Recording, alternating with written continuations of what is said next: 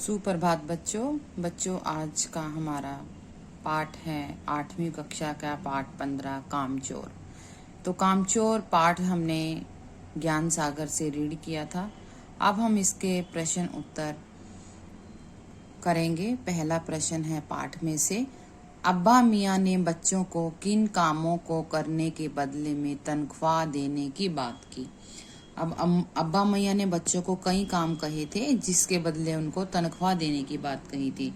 तो हम इसका आंसर लिखेंगे, अब्बा मियाँ ने बच्चों को जिन कामों को करने के बदले में तनख्वाह देने की बात कही वे काम हैं मैली दरी की सफाई, पेड़ पौधों को पानी देना, आंगन की सफाई करना और कुछ अन्य काम भी बताए। प्रश्न 2 है, बच्चों को ऐसा क्यों लगा कि मुर्गियों को भी किसी ने उनके विरुद्ध भड़का रखा है। तो बच्चों को ऐसा इसीलिए लगा, मुर्गियों को भी किसी ने उनके विरुद्ध भड़का रखा है। बच्चों को ऐसा इसलिए लगा क्योंकि बच्चे जब मुर्गियों को दड़बे की ओर ले जाने के लिए हाँकने लगे तो दड़बे में जाने की बजाय मुर्गियां जो है ऊट पटांग इधर उधर कूदने फांदने लगी। वे खीर के प्यालों, पायदान, मोरी आदि से होकर भागने लगी। एक भी मुर्गी दड़बे में जाने को राजी ना हुई। तो इससे बच्चों को ये लगा कि मुर्गियों को भी किसी ने इनके विरुद्ध भड़का रखा है। क्या देखकर ऐसा लग रहा था कि मानो घर में तूफान आया था। बैंगनों का छिड़काव करती भेड़ों का झुंड गुजर जाने के बाद ऐसा लग रहा था मानो घर में तूफान आया था। अम्मा ने मायके जाने की बात क्यों कही।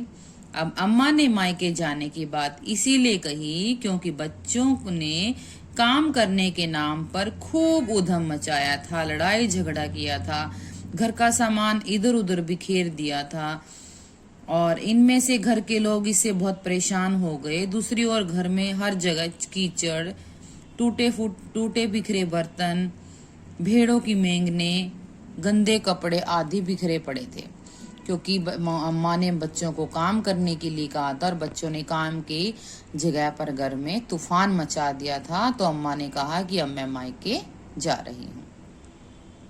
तो बच्चों ये थे हमारे पाठ में से प्रश्न और अभ्यास कार्य हमने इसका कर लिया था। अब हम इसके करेंगे बातचीत के लिए प्रश्न उत्तर। अब हमारे पास बस बातचीत के लिए पहला प्रश्न है कि बच्चों ने अपना काम किया हिल हिल कर पानी पीना, इसका परिणाम क्या हुआ। अब पाठ जहां से शुरू होता है वहां पर उसकी बच्चों की अम्मा ने कहा था कि बच्चों तुम कुछ भी काम नहीं करते, हिलकर पानी भी नहीं पीते। अम्मा का तो मतलब था कि तुम अपना काम कुछ नहीं करते, लेकिन बच्चों ने इसका मतलब क्या निकाला। बच्चों ने पहला काम किया हिल हिल कर पानी पिया। इसका परिणाम यह हुआ कि पानी के मटकों के पास ही घमासान युद्ध शुरू हो गया। जो सुराइयां थी वो लुढ़क गई, मटके इधर उधर टूट कर बिखर गए और बच्चों के सारे कपड़े गीले हो गए। क्या अंत में बच्चों को डांटने पर घर के बड़े सदस्यों से उसकी नाराजगी ठीक थी? क्यों? अंत में बच्चों को डांटने पर घर के बड़े सदस्यों से उनकी नाराजगी बिल्कुल उचित नहीं थी क्योंकि बच्चों ने एक भी काम ढंग से नहीं किया, उल्टे घर भर में कीचड़ और गंदगी फैलाकर घर वालों का काम बढ़ा दिया था। तो ऐसा करके अपनी नाराजगी दिखाकर वे उल्टा चोर कोतवाल को डांटे वाली कहावत सिद्ध कर रहे थे। क्योंकि नाराज बड़ों को होना चाहिए था और बच्चों ने इतना गलत जो घर में काम किया था, सारा सामान इधर उधर बिखेर दिया था, तो बच्चों की नाराजगी ठीक नहीं थी। पाठ के आधार पर तर्क सहित बताइए कि कामचोर एक संयुक्त परिवार की कहानी है। संयुक्त परिवार क्या होता है? जिसमें सभी सदस्य इकट्ठे होते हैं, मम्मी पापा, चाचा ताई, दादा दादी, बुआ सब इकट्ठे रहते हैं, उसको कहते हैं संयुक्त परिवार। तो हमने ये पाठ देखा। अब इसके आधार पर बताइए कि क्या हम इकट्ठी फैमिली संयुक्त परिवार की कहानी थी, क्या ये संयुक्त परिवार की कहानी उचित है? कामचोर एक संयुक्त परिवार की कहानी है। इसके उत्तर में हम क्या लिखेंगे कि कामचोर जो कहानी हमने पढ़ी वो संयुक्त परिवार की कहानी है। कहानी में बच्चों की संख्या अधिक होने के अलावा बड़े भाई बहन, मामी, फूफी, मौसी के साथ चाचा चाची का भी यहाँ पर उल्लेख किया है। तो रिश्तों की डोर में बंधे इतने सगे संबंधी संयुक्त परिवार में ही हो सकते हैं। तो इससे हम पता लगा सकते हैं, अंदाजा लगा सकते हैं कि कामचोर जो कहानी है वो एक संयुक्त परिवार की कहानी है। इस कहानी के बच्चे कामचोर थे, चर्चा कीजिए। हाँ, इस कहानी के बच्चे कामचोर थे। वे काम करना तो दूर खड़ा होकर पानी भी नहीं पीते थे। वो सारा काम दूसरों से ही करवाते थे। जब उनसे काम करने के लिए कहा गया तो उन्होंने सारा काम खराब कर दिया ताकि उनको दोबारा कोई काम करने के लिए ना कहें। क्या बच्चों को घर के कामों में माता पिता का साथ देना चाहिए? कारण बताइए। हाँ, बच्चों को घर के कामों में माता पिता का साथ अवश्य देना चाहिए, क्योंकि ऐसा करने से उनमें कामचोरी, आलस, निकम्मेपन की प्रवृत्ति पनप नहीं पाती। अगर बच्चे मम्मी का, पापा का काम में हाथ नहीं बटाएंगे तो वो कामचोर हो जाएंगे, वो आलसी हो जाएंगे। और काम करने वाले बच्चों में स्वावलंबन, स्वयं कार्य करने की आदत विकसित होती है। वो कभी किसी भी काम के लिए दूसरों पर डिपेंड नहीं होते। आगे है अनुमान और कल्पना। अगर बच्चे आपस में एक एक काम बांट कर करते तो क्या होता? अगर बच्चे आपस में एक एक काम बांट कर करते तो आपस में उनकी धक्का मुक्की ना होती, झगड़ा ना होता, बल्कि काम सही ढंग से पूरा हो जाता। भेड़ों और भैंस के भागने से यदि किसी को चोट लग जाती तो कहानी किस दिशा में आगे बढ़ती?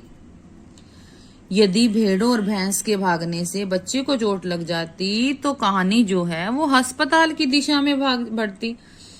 वहां घायल बच्चों को सुई लगती, दवाइयां देते और अन्य बच्चों के भी उनके बदले डांट पड़ती, क्योंकि उन्होंने इतनी तबाही वहां पर मचा रखी थी। कल्पना कीजिए कि आप सब कामचोर कहानी के बच्चों में से एक हैं। आप अपने नजरिए से इस कहानी को कक्षा में सुनाइए। ये आपने स्वयं करना है। आपने अनुमान लगाना है कि उस कहानी का एक बच्चा आप खुद हैं, तो आप स्वयं अपने अनुभव इसमें लिखेंगे। तो अब है हमारे पास जीवन मूल्य।